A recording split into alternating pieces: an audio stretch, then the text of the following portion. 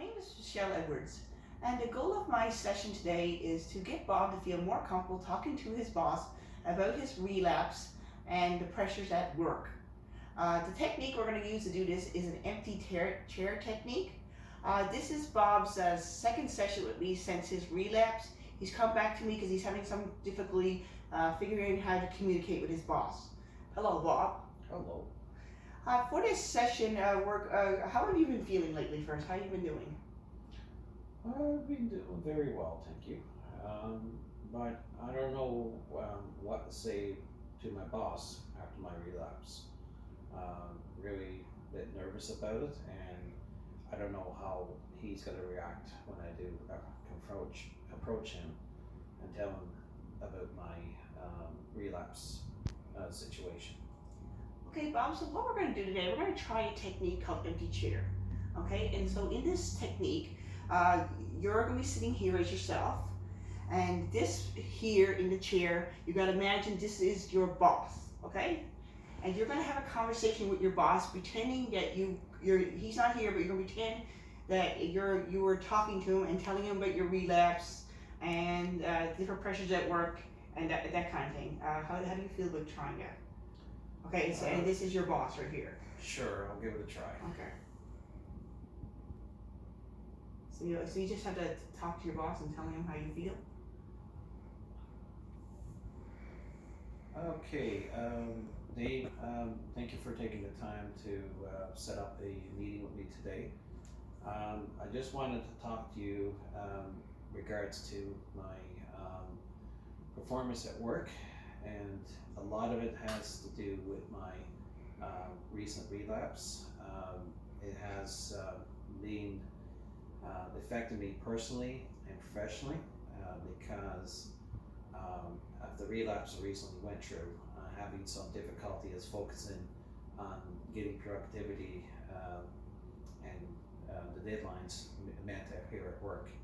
So I wanted to see if I can make it right and try to focus more on at work professionally, whereas personally I'm going to avoid doing different healthier choices when I'm not engaging in work activities. Okay, so you've expressed to yourself how you feel to your boss. Now you have to change rules. You have to sit over here, and right now you're going to be your boss, and he's going to be talking to you. This will be you. You'll be an empty chair, and you will be the boss. Okay? You have to take on Dave or your boss. Okay? So could you move over here? And you're responding to what Bob said to you.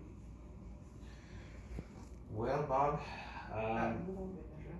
we been having a lot of requests from clients, and the workload is actually starting to get really full here in my office.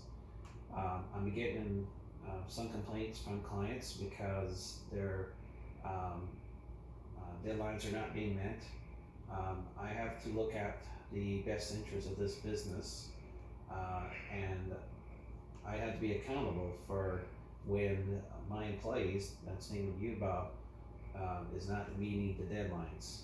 I do take into consideration that you did have some struggles with a relapse, but I ask you, Bob, to make a stand in your life. You're going to have to ask yourself seriously, do you want to be employed here doing your job? Or number two, do you want to allow influences outside of your work that can potentially influence from getting the job done here at work? Your expectations are high. I expect that you meet the deadlines when you are host to them, and I do have high expectations for my staff here. So if you are having some struggles, I would strongly suggest to continue seeing a psychologist to express those personal issues. Unfortunately, I'm not in the psychology field, so I'm not able to give you psychological advice, about professional advice, I wanted to refer you to getting counseling. And at the same time, once you have your counseling figured out, then I would expect you when you come back to work that you work and meet the deadlines that I expect of you. Do you have any questions on that? Okay, so now in this role, now you'll go back to being Bob, and you'll respond to Dave.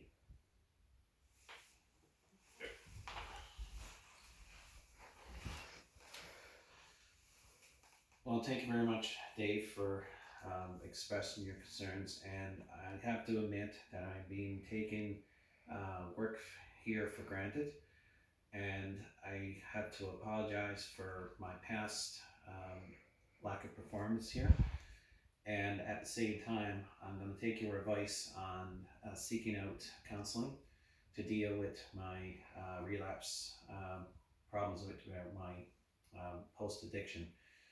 Um, in regards to work, I'm willing to put in some extra time or extra hours to meet the deadlines that are needed to be met. So I will continue working with counseling, and once the counseling has ceased, I'm very confident when I commit myself to work that I will return and give you 100% dedication. Thank you. Okay, so I have a question to ask you. How did you feel when you were being Bob talking to Dave? How did you feel? Well, after having the conversation with my boss, Dave, I felt a little more at ease, not so, it's not as much anxiety and not much stress, which I thought for sure that when I did confront my boss was actually going to put me on suspension or put me on probation or whatever. He actually understood and acknowledged my problems, and at the same time, he gave me some options of how I can improve here at my work and the steps that I need to take to achieve the expectations that he expects in regards to meeting the deadlines and getting jobs done and avoiding complaints from our clients. How did you feel when you took the role as your boss, Dave? How did you feel when you sat in his chair? You were him. How did you feel? What was your emotions? Well, I understand how my boss is thinking, because I know my boss has been going through a lot of stress too with complaining from his clients, knowing that his employees are not getting the job done in time because they're not meeting deadlines. The clients are not meeting their deadlines of getting the reports and the information they need. When then they have other people complaining to them. So it's almost like a ripple effect. One domino chip falling down to another.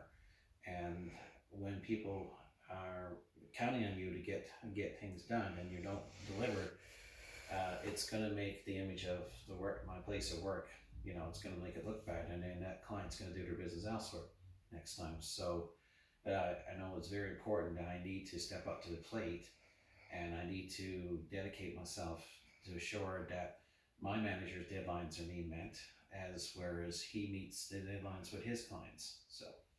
Okay, so from this session, do you think that you're more confident now to go and actually talk to your boss about your issues and get a resolution done so you can move forward in your recovery? Yes, absolutely. I'm very more confident now to approach my manager, and the one thing I'm going to do is I'm going to approach him in a firm, professional way. Look at him, face to face. I figure that's a respectful thing to do when you're talking to your manager. When you have personal struggles and concerns in your life of yourself, my manager, I should say, probably needs to be aware of that. Whereas not telling him he's only going to make it look like he's going to think that you're a bad employee, and eventually he's going to either suspend you or dismiss you if you're not going to get the job done. Or absenteeism, it's going to get worse because of my addiction, and that's going to affect our work, because the other employees' workloads are going to be doubled because I'm not delivering my part, to balance the workload out. So. Okay, so your assignment for next week then is I need you to set up a time to meet with your boss between now and next week's counseling session. and talk to him like you talk to the chair here, and then report back to me and let me know how it went. Can you do that? Sure. Okay, so I'll see you next Saturday. What's a good time for you?